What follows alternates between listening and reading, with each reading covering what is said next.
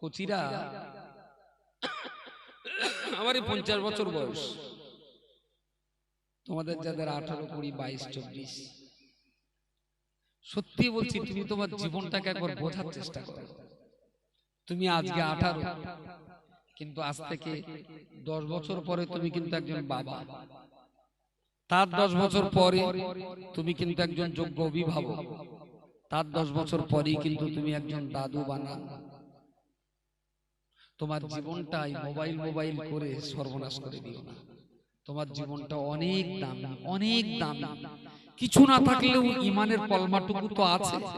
ওই কলমাটুকু যদি একটু লালন পালন করা হয়, ওই মোবাইল দিয়ে, যে মোবাইল চালিয়ে জাহান্নামে যাচ্ছ, ওই মোবাইল দিয়েই জান্নাতের পথে চলা যায়।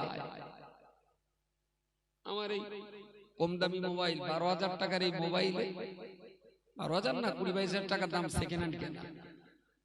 12,000 টাকার এই মোবাইল, দুটো তাফসীরের কিতাব আছে, গোটা মাছেক হাদিসের কিতাব আছে, আর ডাউনলোড করলে তো 50টা হাদিসের কিতাব ডাউনলোড করা যায়।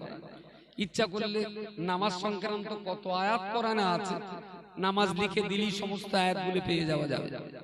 যদি নবী পাকের জীবনী পড়ার ইচ্ছা থাকে, আপনি গুগল সার্চে যে আপনি লিখে দেন হযরত মুহাম্মদ সাল্লাল্লাহু আলাইহি ওয়াসাল্লামের জীবন, বাংলায় লিখে দেন, দেখবেন কয়েক হাজার বই আসবে।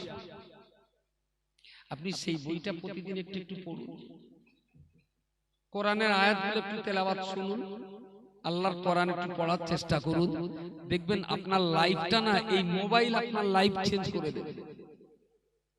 মোবাইল দিয়ে জান্নাতের পথ পাওয়া যায়, মোবাইল দিয়ে জাহান্নামের ভিতরেও ঢোকা যায়। তা আল্লাহর রাস্তে মোবাইলের মতো এক বিজ্ঞানের চরম আবিষ্কার যেন আমাদের জন্য জাহান্নামের কারণটা না হয়।